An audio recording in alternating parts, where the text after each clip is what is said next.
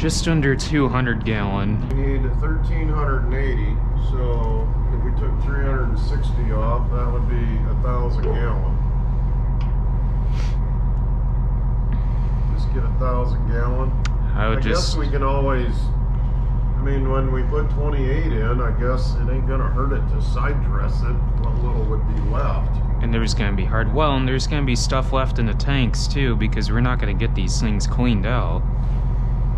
Get 1,000 gallon. Put that 1213 in first.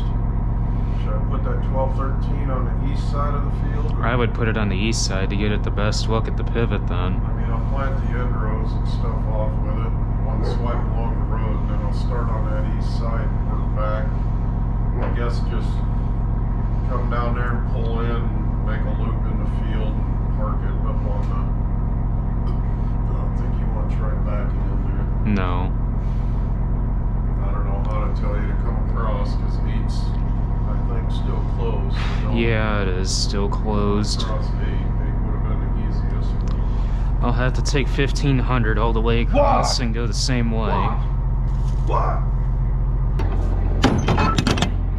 Morning, guys. So this morning I'm going to head on over to Co-Alliance over at Malden, get 1,000 gallon of 22703S, and Dad's going to go over and start planting over on Dan's. And hopefully today, if we don't have any issues, we're going to finish corn planting today. Temperatures last night got down into the lower 20s. Our biggest concern is what impact did it do to the wheat and the rye. We don't have any corn or beans up, fortunately, so we're not concerned about the freeze at all for that, but we're mostly concerned on the wheat and rye. It definitely impacted the wheat and the rye for sure. Indiana 105, region weather. Northwest Indiana, after a frosty morning, the high temperature today around 55 with a west wind gusting up to 20 miles per hour.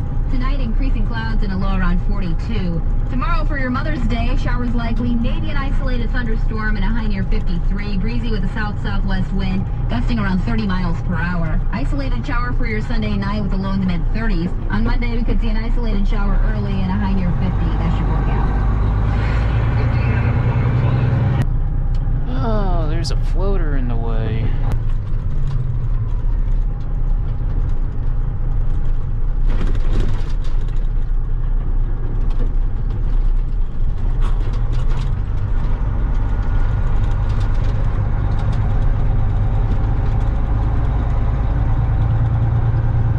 Looks like they're getting right on them, so not gonna be here too long, I don't think.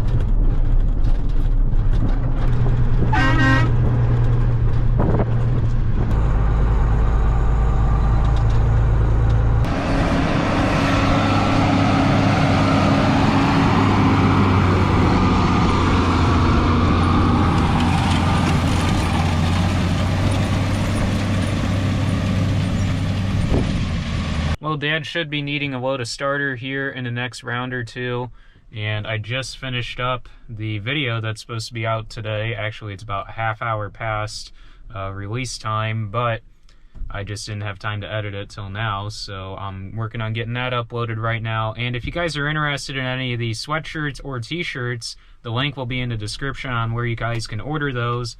And while you're at it, while you're down there, don't forget to give this video a like, and don't forget to subscribe.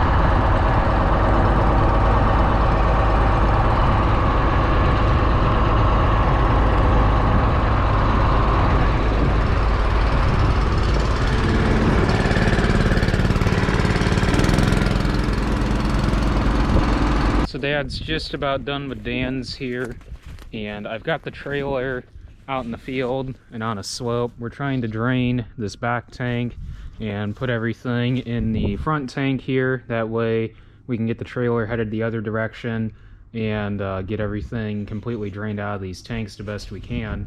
And that way we can see if we're gonna have to go over to the other shed and pump some 28 in and just run some straight 28 on the last couple of acres there by the farm, because that wouldn't be a big deal at all to just run straight 28 on that little field there. So what we're gonna do is I'm going to stick the 3-inch hose up into the front tank there. Dad's going to kick the pump on and pump everything out that we can from the back tank and up into the front tank.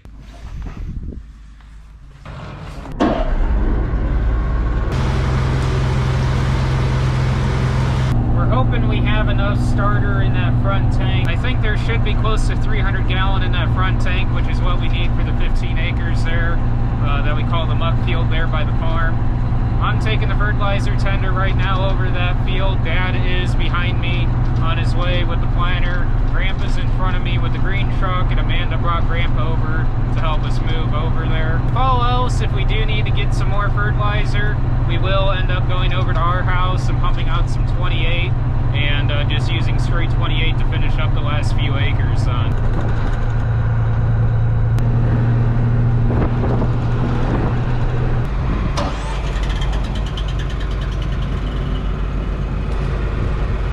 Well, we had to go over to our house and get about 1 to 200 gallon of 28 to finish this field up. Dad is going around and he's going to go plant the sand back here behind the woods before he plants this low ground, and that way we can change the population between the sand and the low ground. Grandpa's on his way with the fertilizer tender back to the farm right now, and once he gets this planted down within the sand, we're going to load up the planter with 688 and plant this low ground and officially be done planting corn. I'm just going to be so glad when we're finally done with corn. Only have 150 acres of beans. We'll start on those Monday or Tuesday.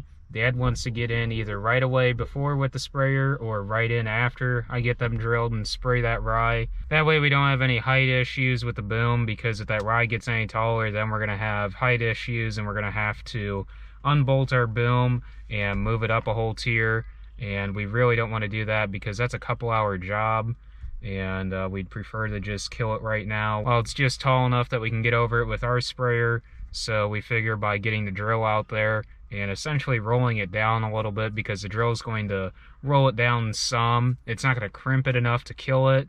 We're still going to have to go out there and spray it, but at least it'll get it knocked down enough that it'll be easier for spraying. I'll end up drilling those Monday or Tuesday. They are talking pretty much rain all day tomorrow, so but it should be fit enough on Monday, if not Tuesday, that we can go out there and get those drilled and get beans finished up first part of the week then.